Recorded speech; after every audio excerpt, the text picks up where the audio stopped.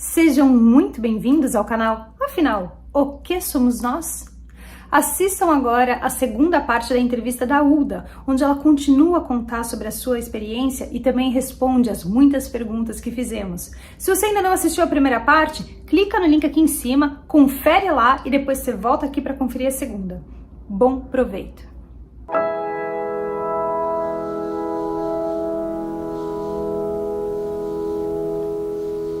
Como que isso modificou a sua vida? Que experiências você teve depois da EQM? Porque eu já li o texto que você me mandou e eu sei que são muitas experiências. Eu queria que isso fosse compartilhado com todos. Então, eu comecei assim a perceber que algumas coisas ficaram mais facilitadas para mim, né? Eu conseguia compreender com muita mais rapidez. Eu tinha uma tia que era matemática, e eu me lembro que dei muito trabalho a ela. Ela sempre foi minha professora particular, né, para matemática. E assim, eu comecei a perceber, lendo, vamos dizer assim, material para vestibular e tudo mais, que aquilo entrava com uma facilidade muito maior. Eu compreendia muito melhor as relações entre os números e as consequências das coisas. Eu acho que essa foi a primeira mudança bem grande na minha vida, foi compreender melhor a relação entre causa e efeito, né? Porque eu achava um saco, desculpa o termo, aqueles professores falando blá, blá, blá, blá, blá, aquelas equações todas aqui, e para mim não fazia sentido algum. Talvez se eles se dedicassem um minutinho ao lado antropológico de como aquilo surgiu, né, fosse muito mais agradável e proporcionasse às pessoas maior condição de compreensão. Então, eu comecei, e eu fiz testes comigo de assistir programas de vestibular, provas e tal, para ver. Então, eu via que eu conseguia entender coisas melhor. Conseguia, inclusive, dar exemplos em antropologia bem melhores, né, sobre essas coisas, porque trabalhei um pouco com silogismo. Então, eu mesma passei a compreender meus próprios silogismos de uma maneira bem melhor, né, e a estabelecer exemplos de uma forma muito fácil. Com relação à linguagem, né, eu percebia que o meu inglês tinha ido de 20% a, vamos dizer, 70%, 80%, assim, em questão de 3 meses, né? Mesmo eu estando no Brasil, porque esse ano eu passei no Brasil esperando a bolsa. E ao retornar à Inglaterra, eu não precisava mais ficar olhando como a gente faz, que parece que a gente é surdo ou cego, tem que ficar olhando para a boca das pessoas que estão falando para poder entender aquela coisa que o surdo tem necessidade, eu tinha também, né?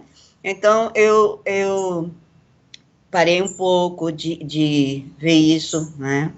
Eu comecei a ver as leis físicas no mundo de uma forma diferente, olhar o mundo de uma forma diferente, perceber que essa criação que nos foi dada, não foi dada somente para nosso deleite, mas para a gente poder ter deleite, a gente precisa cuidar dela, né?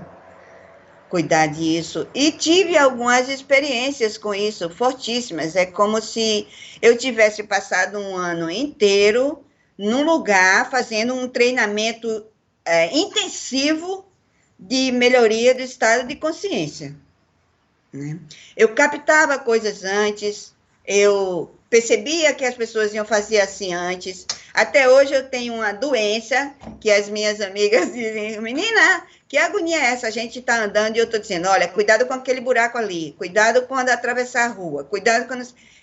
Eu passei até essa coisa assim, muito intensa, né? Quando eu retornei à Inglaterra, eu tinha uma amiga na Holanda que de vez em quando nós aproveitamos para dar um giro de bicicleta pelo mundo lá, né, que é possível. E uma das vezes dessa saída, nós estávamos dentro de um trem e um casal holandês levantou e fez uma pergunta. Só que, certamente, ele fez a pergunta para ela, eu estava sentada junto, não é? E eu, ainda hoje não sei porquê, respondi. Eles estavam em busca de uma parada, de uma localidade, queriam ter certeza para poder se preparar. E aí eu disse, não é essa parada agora, é a outra, é a próxima parada. Bom, eles entenderam, agradeceram, eu entendi o agradecimento, e a minha amiga estava estarrecida ao meu lado, olhando para mim, e a primeira pergunta que ela fez para mim foi, você nunca me disse que falava holandês. Eu disse, eu não falo holandês. Falando em inglês já, porque nós nos comunicávamos em inglês. Ela disse, você respondeu para eles em holandês, e eles entenderam a sua resposta. Eu disse, eu não posso ter respondido em holandês, e ela disse, como você sabia da parada? Então, ficamos nessa discussão, eu disse, também não sei. Então, eu não sabia a parada, eu não sabia a cidade, eu digo saber de consciência, sim. Mas eu respondi onde era a cidade, eu respondi onde era a parada, e segundo ela, eu falei em holandês. Eu não posso dizer se sim ou não, porque eu não... Para mim, circular entre as línguas mentalmente era uma facilidade enorme. Enorme. E depois eu posso explicar por que eu acho que isso ocorria. Porque eu tinha sonhos, e nesses sonhos eu falava em outras línguas. Então, assim, mas nesse momento eu não entendi nada. Então, essa foi uma experiência fortíssima que eu tive e que foi como é que se diz assim, testemunhada, né? Por uma pessoa que era de lá e que sabia que eu tinha falado em holandês. E eu disse que não, e nunca mais eu falei em holandês, obviamente, que foi uma coisa assim, saiu espontânea. Bom, essa foi uma experiência. No meu retorno, aí, Carlos, eu estou pulando muitas coisas, porque muitas outras coisas aconteceram. Se tiver outras coisas que você não tenha me contado antes, mas que você ache pertinente contar, vá em frente. Muitos sonhos, sonhos com anjos, sonhos onde eu acordava dando gargalhadas, porque estava num lugar maravilhoso. Né? É interessante que, assim, algumas pessoas sempre por perto viam, né, acompanhavam um pouco. Várias vezes eu acordava gargalhando, assim, como alguém que estava voltando de um lugar muito feliz. Teve uma vez que eu acordei e disse, eu sei voar, eu sei que sei voar. Mas não era como as pessoas relatam, que você flutua só. Eu tinha sonhos onde eu flutuava, mas eu tinha sonhos onde eu voava mesmo. Eu me lançava assim e voava, mas eu não tinha asas. Não era com asas, batendo asas que eu voava. Então, eu dizia, eu sei que eu sei voar. Com esse peso desse corpo eu não voo, mas eu sei que fora dele, quando eu durmo, quando eu parto para um outro mundo, eu vou. E uma coisa que eu gostaria muito de contar, assim, mas é muito, eu vou só citar, é que eu também sentia o tempo inteiro que eu tinha um opositor. O que é um opositor? Alguém que põe o pé para você cair. Alguém que, vamos dizer assim, doura a pílula para você ir para um lado que não é o lado que você deveria ir. Ou então alguém que te acusa. É uma espécie de acusador que diz assim, você está se achando muito bonitinha, tendo isso, aquilo, mas na verdade, você não é nada disso, tal, não sei o quê. Então, assim, um opositor nesse sentido, eu tinha muito essa experiência. E, às vezes, assim, como eu sou uma pessoa de estudos religiosos e tal, eu sabia, por exemplo, da tentação de Jesus, como sabia de outras histórias, e que, vamos dizer assim, a gente chama de Satanás, mas não é, né? Na concepção hebraica não é bem assim. Todos nós temos um opositor. E que a consciência permite a você uma espécie de esclarecimento do que é bom e do que é mal. Do que caminho você não deve seguir. Você enxerga uma função desse opositor na nossa estada aqui? Absolutamente, com certeza. Você poderia falar sobre isso? Como eu disse, eu acredito que a partir da minha experiência de EQM, que temos missões, né? E que esse opositor não é nada que venha do mal. É alguém que vem para meio que testar você, como a gente testa alguém que vai fazer uma prova para entrar no emprego. Ultimamente ficou moda fazer trabalhos em grupos para você ver o quanto uma pessoa é desenvolvida para aquela função e como ela se sairia bem ou não naquela função. E a impressão que eu tenho é que esse opositor é alguma coisa assim. É alguém que vem para te testar. E ele não vem da parte de nenhum inferno, nenhuma coisa assim. É um teste apenas de melhoria dos seus skills, da sua capacidade de consciência e de compreensão do que é bem e do que é mal. Mal, geralmente, é aquilo que vai prejudicar o maior número de pessoas e que vai funcionar melhor somente para tu. Ou seja, alguma coisa muito egoísta, né? Quanto mais pessoas sofrerem os danos da sua opção, mais isso é mal. Mais isso vem do opositor. Então, aproveitando, você enxerga um propósito de estarmos aqui, nesse planeta? Todos estamos aqui, mesmo os mais maus. Mesmo os que se deixaram levar mais pelas opções egoístas, egocêntricas do que os outros. Todos temos. Agora, por que, muitas vezes, na minha opinião, o mal prevalece? Prevalece pelo egoísmo. Eu não preciso ter 200 casas, eu não tenho corpo nessa vida para morar em 200 casas.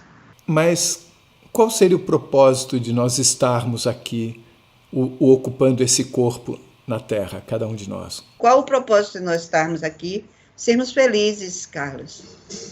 Esse é o propósito de nós estarmos aqui. É sermos felizes, sermos leves, sermos amorosos, nos sentirmos acompanhados, solidários, né? E nós quebramos isso de uma maneira tal que passamos a sentir dor, pesar. Você, nos seus sonhos ou fora de sonhos, você já se sentiu estando em outros planetas? Eu já me senti viajando no cosmos, várias vezes, por vários lugares. Na verdade, eu via mais entidades do que planetas. E como eram essas entidades? São seres enormes em formato de luz, em formato de energia. Só que é interessante uma coisa, Carlos. A gente, quando se aproxima da luz do sol, a gente sente calor, né? E nessas viagens, a energia parece que não transmite calor. Ela não queima, vamos dizer assim. Ela não maltrata. Quando você fala que eles tinham formato de luz, não era só uma fonte de luz, havia um desenho. Como é que era esse formato? Era um formato humano? Há vários desenhos. Eles podem ter formas corporais ou não. Quando eu digo corporais, não é no sentido de corpo como o nosso, mas formarem desenhos, imagens corporais. E a mais comum são espirais. Espirais de luz. E você se sentia se comunicando com essas espirais de luz, por exemplo? Sim, eles se comunicam, sim. E você se sentia muito bem nessa comunicação? Sempre que eu viajo, eu me sinto muito bem, Mas, assim, algumas vezes me é dada informações ou notícias de catástrofes, de destruição, que é isso que me faz sentir pesar, me sentir impotente, porque nenhuma pessoa sozinha vai conseguir modificar isso, vai conseguir alterar isso. Nenhuma pessoa sozinha consegue causar um impacto tão grande nas consciências, né, que vai fazer com que as pessoas mudem seus comportamentos, seus hábitos, suas relações com a natureza, com os outros animais, com os outros seres vivos, de modo geral. Mas você está falando de algum acontecimento em particular? Eu acho que a gente está começando a viver uma catástrofe anunciada, né? Eu posso começar contando aquele sonho que eu tive do cavalo, como uma maneira de responder à sua pergunta, né?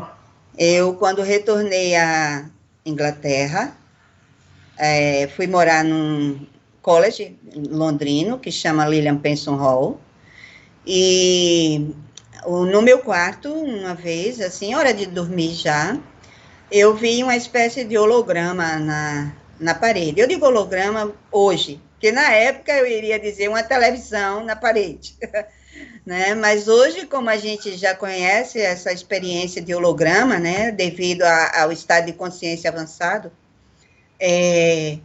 eu via um cavalo branco enorme. Ele parecia cavalgar nos céus. A imagem de fundo era como se fossem os céus. Esse céu que eu digo para você, que eu vejo cheio de luzes e aspirais. Ele parecia cavalgar no céu, gigantesco. E eu ouvia uma voz dizendo: começou, começou. Isso era a única coisa que eu via, né?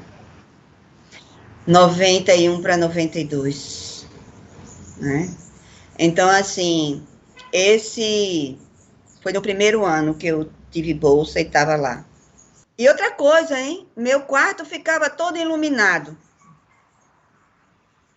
Meu quarto parecia todo iluminado com a presença daquela luz.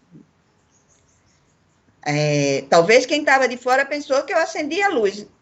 Na verdade, não. Então, assim, eu sabia, por estudos, que no Apocalipse tem lá uma história de 4 cavalos que anunciam, né, o Apocalipse. Nunca fui muito dada a aprofundar o Apocalipse, mas, assim, um desses cavalos é branco. E aí, esse começou, tem uma relação com a tua pergunta. Eu vejo isso hoje. É como se ali em 91, pós-queda do Muro de Berlim, né? A briga do Golfo por petróleo eternamente, que é uma grande destruição, isso. Ele tivesse dizendo, o cavalo, que a gente agora ia passar por outras experiências muito fortes nesse planeta. E depois disso, você teve premonições ou informações sobre o que será isso e quando será, se já estamos passando ou é algo que está chegando? Eu tenho quase que diariamente. Eu acho que nós já entramos. Quando ele disse começou, o pessoal aí que estuda na linha esotérica, né, afirma que entramos na era de Aquário, não sei o que, tal. Eu acho que são várias maneiras dessa consciência maior passar para a gente informações para a nossa consciência, da maneira... Cada um recebe Deus na proporção que pode compreender. É isso que eu penso. Então, essas informações vêm. Eu acho que diariamente a gente está vendo isso. Eu só não contava com uma pandemia. Mas existe forma melhor de sacolejar o mundo? Porque terremoto, vulcão explodindo, maremoto, tsunami, guerras, tudo isso já foi dado para a gente. E nenhuma dessas coisas nos abalou. A África é uma desgraceira na África. Nenhuma dessas coisas parece abalar a gente como essa pandemia está abalando. Assim, se você perguntar, você acha que isso é um castigo de Deus? Não, Deus não castiga ninguém. Somos nós mesmos que nos castigamos. Nessas suas premonições ou nesses sonhos, você sente que virão outras coisas além da pandemia? Virão. E isso, uma vez que começou por aquele sonho no início dos anos 90, você sente que é premente, é para já, demora, tem uma função, qual o objetivo? A função é que esse planeta também responde à sua pergunta, por que estamos aqui, deixamos de estar, é que esse planeta precisa ser regenerado ao ponto de como a gente imagina, quem conhece o Éden. Nós não vamos herdar outra terra, o ser humano não vai ser extinto, na minha opinião. Nós vamos herdar uma terra com outras consciências. Vamos voltar a falar dessas suas viagens pelo cosmos, onde você encontrava esses seres. Esses seres falavam também sobre essas coisas? Eles não falavam sobre essas coisas. Eles me davam imagens do que eu penso que seria o futuro se a gente continuar a viver do jeito que a gente vive. Você pode falar um pouco sobre essas imagens que eles deixaram você ver? Posso. Uma imagem muito frequente na minha vida era de uma água limpa, que você, aquela parecendo cristal, cristalina, e que ia ficando escura, suja, podre, fedorenta, e claro que eu sabidamente me acordava. Mas, assim, essa é uma imagem muito frequente, Carlos, sobre a água. E, assim, é muito interessante que quando alguma coisa, num relacionamento meu, numa coisa que eu estou querendo, não vai bem, essa água sempre aparece suja. E quando alguma coisa parece que vai acontecer de uma forma agradável, boa, essa água aparece cristalina. Pelo que eu entendi, essas viagens, elas ocorrem sempre durante um sonho seu, durante a noite. Às vezes não. Às vezes são visões. A gente tem tanto medo de ser taxado de doido por causa dessas experiências. Eu hoje, e sei que muitas pessoas entendem que isso não tem nada a ver com doidice, que isso é uma capacidade humana. Mas, como você convive com pessoas mais perto que nem foram despertadas ainda, elas não vão entender, vão achar que você, tá viajando, é maluca, não tá vendo, o ser humano é muito inteligente, vai inventar, nós vamos morar em Marte, nós vamos para não sei para onde, não vamos. Isso demora muito mais do que a nossa capacidade de destruir a Terra. Você falou em anjos. São lindos. Como é que você define anjos? Anjos têm asas? Anjos têm asas. Anjos têm hierarquias e as asas deles são um dos símbolos da hierarquia. Eu queria só que as pessoas pudessem entender que quando eu digo asas, elas vão logo fazer o desenho da gente assim, com aqueles dois negócios aqui, tal. Na maioria das vezes, os anjos são como, sabe, acrílicos transparentes? Você vê de um lado para o outro, assim, embora eles tenham uma opacidade, opacidade o nome, sei lá, são opacos, que você sabe que ali tem um corpo, mas eles são translúcidos, eles não é? Então, como eu lhe disse, esses seres, eles criam formatos. Então, eu posso te dizer que existem anjos de 2 asas, de 4 asas, de 6 asas. Isso foi você que leu na Bíblia. Não, não foi. Outra história que eu vou aproveitar para contar, já que, para adiantar um pouco, que eu lhe disse que eu estava deitada em minha cama, nesse mesmo quarto do Lilian, em Londres, e, de repente, eu percebi uma espécie de luz se aproximando, assim, por baixo da porta. Minha porta estava fechada. Era meu quarto de dormir. E aquela luz foi passando toda. Foi vindo num formato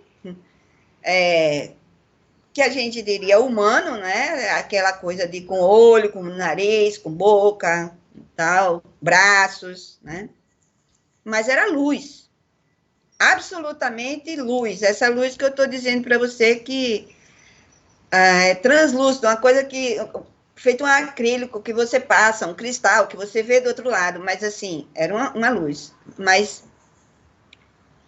altíssimo, da altura do teto. Eu sei isso também porque é interessante que quando passou da porta, eu digo ele porque a impressão que eu tinha era masculina mesmo. Quando ele passou da porta, eu lembro que o portal, a cabeça dele passou pelo portal, a altura grande. E esse ser tinha duas asas gigantescas, que iam de cima da cabeça dele até os pés. Bem grande. Ele estava todo de luz, inclusive as partes que pareciam escudos.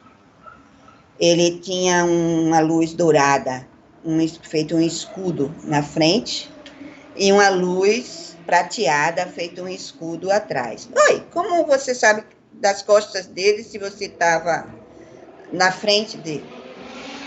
É como eu te disse, a gente vê tudo. A gente vê através, a gente vê em volta. E ele foi falar alguma coisa para você? Foi.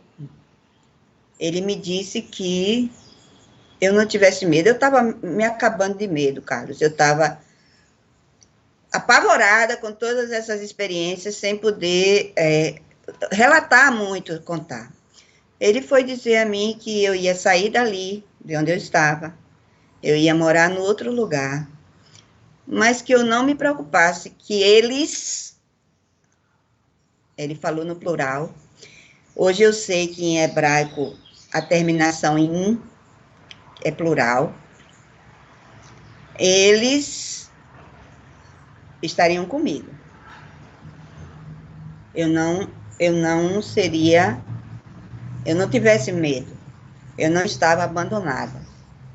Por que você comentou em hebraico? Eu tenho um caderninho, não é? Eu falei isso também, que eu anoto muitas coisas. E eu não sabia escrever hebraico, mas eu me lembro do som. Então, eu escrevia mais a fonética. Então, pela fonética, terminava em uma sensação de como ele dissesse assim, Elohim, eu não conhecia essa palavra, não vai lhe abandonar. Nós não vamos abandonar. E hoje eu sei que Him é plural. E o que é Elohim? Elohim é um dos nomes de Deus que está escrito lá no Gênesis. Tá certo? Eu também não sabia, porque eu só li a Bíblia em português. E o fato de estar no plural significa o quê? Significa que era mais de um que tomava conta de mim. Que ele mesmo, aquele ser, ele era muito poderoso, me parecia. Eu quase morri. Mas é engraçado, ao mesmo tempo ele me disse paz, paz, e eu fiquei igual na experiência de EQM. Eu não sentia nada, eu estava leve. Então, ele me parecia assim, como que você dissesse assim, eu não vou mais aparecer. É como se ele fosse uma autoridade, uma hierarquia maior dentro dos seres, daqueles seres. Mas ele iria disponibilizar para mim, eu ia ver isso, outros que estariam tomando conta de mim. Só que ele disse isso só com essa frase. Eu me lembro bem da palavra Elohim, não vamos lhe abandonar, você não vai estar só. Eu vejo que você tem uma estrela de Davi em volta do pescoço. Você é judia? É convertida? Me fale um pouco por que aparece essa história de Elohim nessa sua história. Ou nem você sabia por quê? No período em que esse anjo falou comigo, eu não tinha noção de nada, tá? Disso, né? Mas, assim, essa estrela que você está vendo aqui, ela está aqui somente há 2 anos. Tá certo? Isso começa quando eu comecei a estudar a Cabala, e existem muitas linhas de Cabala, mas a Cabala que eu me interesso mais é a judaica, né? Que, na verdade, os cabalistas, de modo geral, embora tenha cabalistas babilônicos, egípcios, aqui mesmo entre os maias, existem vários tipos de cabala. A cabala original parece ter vindo ali da Mesopotâmia e dali onde o povo judeu se formou. Porque, na verdade, judeu, ele só vai acontecer mais ou menos entre 1.200 e 1.500 anos da Era Comum. O povo judeu antes não era judeu, era hebreu, era hitita, era cananeu, amorreu, não sei o quê. Eram muitos povos naquela região. Mas o judeu mesmo começa com a experiência com Moisés, né? E toda aquela história que todos conhecem. O que essa experiência com essa visão trouxe para a sua vida? Com o anjo que falou de Elohim? Primeiro, eu compreendi que existe um Criador. Existe um Criador. Que, com meus estudos acadêmicos, sempre com o evolucionismo, a gente fica naquelas crises de crer e de não crer. Mas, assim, passei a acreditar que, de fato, existe um Criador e que ele se preocupa com esse planeta como um todo e com as pessoas em particular. Segundo, que eu precisava aprofundar meu conhecimento, porque posso te contar, dizer rapidamente a você, que várias vezes eu sonhei eu escrevendo um livro. E era em hebraico ou aramaico, não sei, era em alguma língua que eu não tenho a menor ideia. Então, eu comecei a ter esses sonhos. Uma coisa que eu quero dizer é que eu nunca procurei isso, de estar em igreja, em religião. E essas coisas me aconteceram, talvez pelo meu desespero em relação a ver tanta coisa errada no mundo.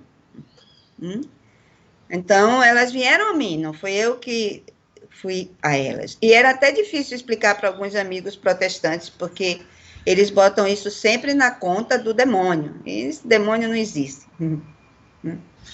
Então, assim, tudo que nos acontece, que nós julgamos que é ruim, ele vem para a gente crescer, para a gente se corrigir. Você tem uma tese de antropologia voltada ao estudo das religiões.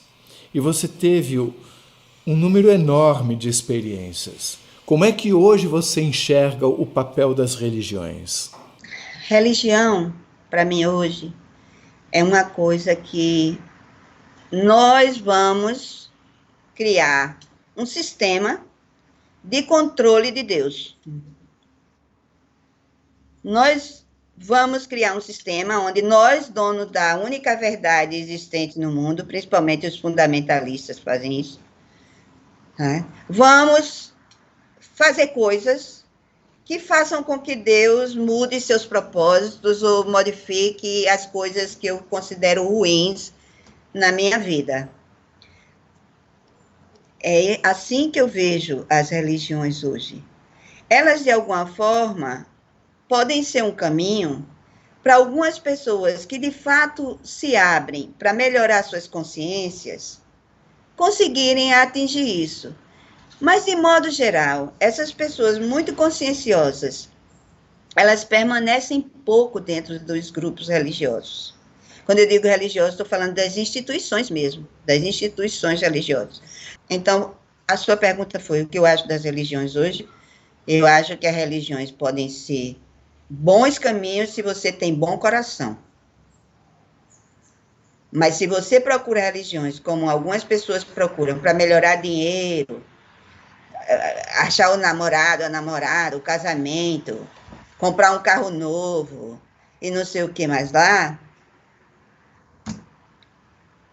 Esse estudo antropológico sobre as religiões sofreu alguma grande surpresa por conta dessas suas experiências? Você passou a enxergar as religiões de uma outra forma? Eu passei a enxergar as religiões de outra forma, independente das minhas experiências. O que quero dizer? Por exemplo, eu fiz experimentos chocantes, tanto com silogismo quanto com imagens visuais, onde as pessoas eram colocadas à prova sobre a sua fé, e eu tenho muito poucas experiências de fé verdadeira. Vou dar um exemplo. Alguém que vai para a igreja para ser curado porque ficou paralítico, certo? E aí eu gravava essa pessoa entrando na igreja para se orar sobre ela e ela ficar boa, certo? Então, durante alguns minutos de alívio psicológico, essa pessoa se sentia melhor, não sei o que e tal. E eu depois procurava essa pessoa e via que tudo voltou ao normal, tudo voltou como era. E quando essas pessoas entravam, eu perguntava, você acredita que vai ser curado? E ela dizia, acredito porque Deus tem poder. E quando ela saía, eu perguntava, você não foi curado. Por que você não foi curado? Ah, porque não era a minha hora, vai que eu tenho algum pecado escondido, vai porque... Enfim, aquela fé potente que ela parecia entrar, não se mantinha a mesma na saída. E eu verifiquei isso numa maioria enorme de coisas. As pessoas acreditavam mais no que escutavam do que nas experiências que tinham. Você falou no texto que você me mandou, tem uma palavra que eu não entendi muito bem, malá. Malá. Você pode me explicar um pouco sobre essa experiência? O que é isso tudo? Certo. Quando eu fui sair do Lilian e fui morar num apartamento, eu realmente tive companhia. E haviam anjos. Desculpe, saiu de onde? Lilian? Lilian é o college que eu estive durante o primeiro ano de doutorado. Eu passei, todo estudante de pós-graduação tem direito a ficar 1 ano no college. Então, quando terminou o meu ano, depois dessas experiências que eu já contei da parede, do anjo que eu vi, né, na verdade era um arcanjo e tal, eu fui morar num flat. E lá no flat, desde o início que eu cheguei, eu percebia a presença de um ser, assim, vamos dizer, angelical, um ser de luz lá, como se ele estivesse vigiando, fosse um guardião ali na minha porta. E foi esse ser que se apresentou a mim usando essa palavra, malá. Eu não sabia o que era malá, mas escrevi o som que eu ouvi. Até hoje tenho, como eu já lhe disse, no caderninho, várias dessas experiências. E depois, agora que estou estudando a Cabala judaica, tratar um pouquinho de hebraico, é que eu sei que malá é anjo em hebraico. Ele estava respondendo uma pergunta sua, tipo, o que é isso que eu estou vendo? Exatamente. Eu me assustei. Depois eu comecei a ficar forte e dizer assim, o que você está fazendo aqui, né? Mas, assim, uma coisa que é interessante é que eu escrevi e vi muitas palavras assim, às vezes não existia em português, aí eu metia sinal, parecia que estava escrevendo em francês, tanto sinal e coisa, para dar o som das palavras. Mas a palavra malá não quer dizer como Carlos, Uda, não. É como se ele não fosse indivíduo. É como se ele fosse muitos e muitos fosse ele.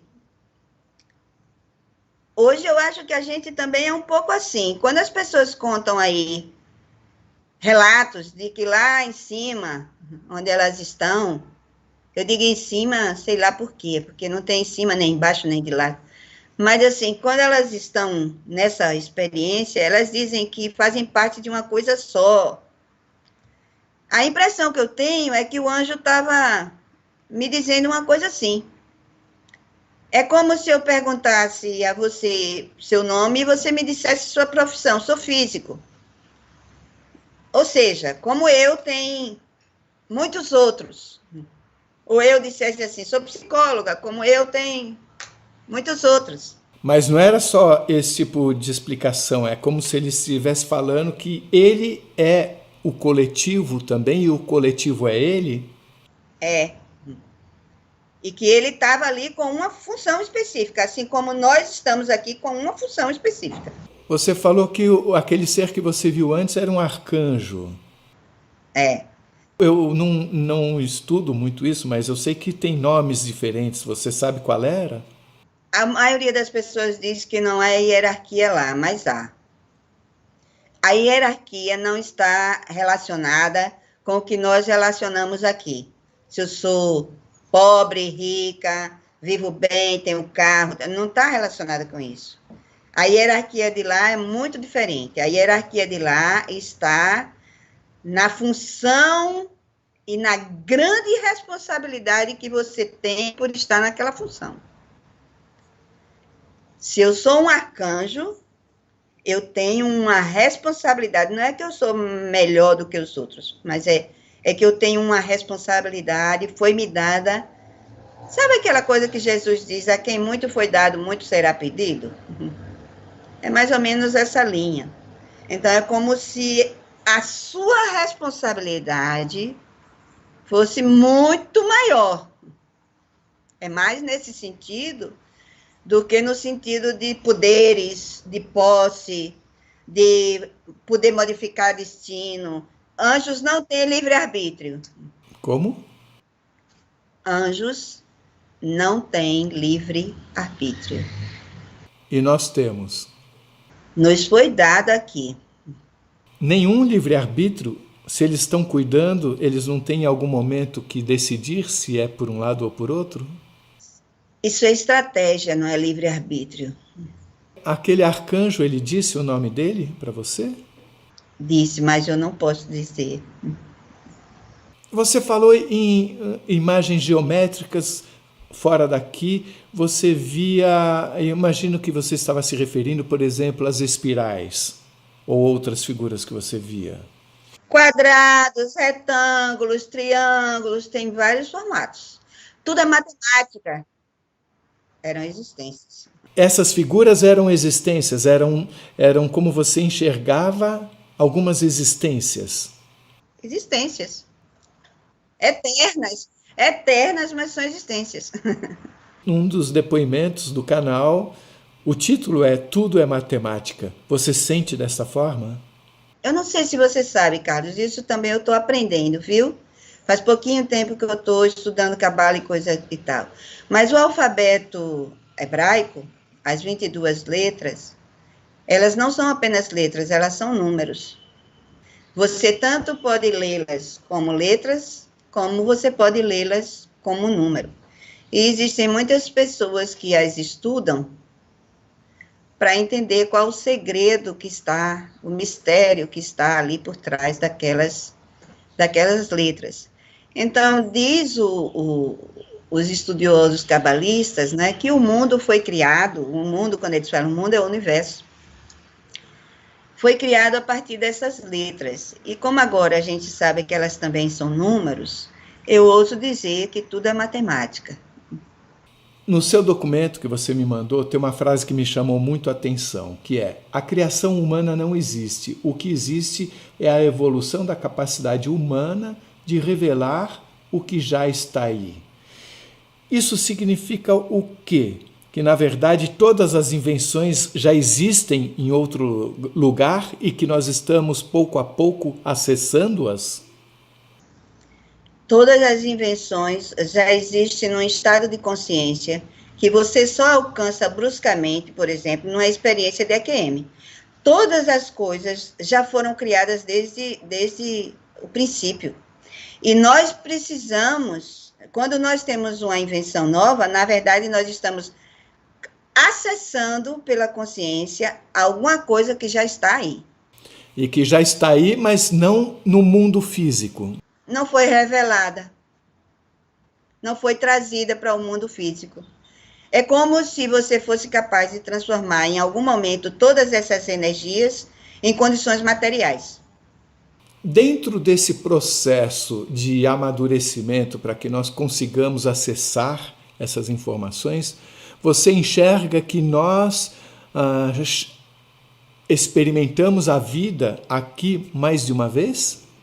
Eu não enxergo a partir daí. Eu, na verdade, já tive visões e sensações de que fui outra pessoa em um outro momento da história humana.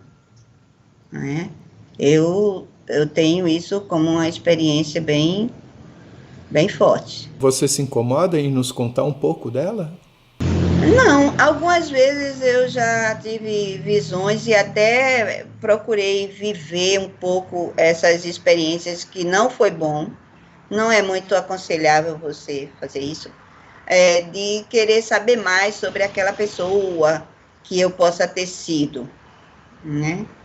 Por exemplo, uma vez eu fui visitar Heidelberg, na Alemanha. E incrível que quando eu entrei no castelo para visitar, eu sabia, um dos castelos, né? Eu sabia onde ficavam todos os lugares. Eu podia dispensar o guia. E eu fui parar num lugar que os guias não mostram, porque não estava em exibição. Mas eu sabia onde era. A cozinha e a sala de banho. Então, eu cheguei, por minha própria consciência, nesses lugares. E, para mim, era bem claro. E eu podia até ver pessoas como usavam aquilo ali e tal. Então, eu tive uma forte sensação de que eu já tinha estado ali. Quais suas palavras finais para todos nós que não passamos por essas experiências, mas que vivemos como você nesse mundo complexo de hoje? Primeiro, eu acho que todas as pessoas, em algum momento, passam por uma experiência dessa. Elas só não estão em estado de consciência suficiente para alcançar a compreensão daquela experiência. E o que eu tenho para dizer para as pessoas é que elas olhem um pouco mais para dentro de si, que elas busquem as informações, as memórias guardadas, os momentos em que elas se sentiram diferente, e tentem acessar esse potencial imenso de poder, de compreensão que está dentro da gente e que a gente vai perdendo com o dia a dia nesse mundo.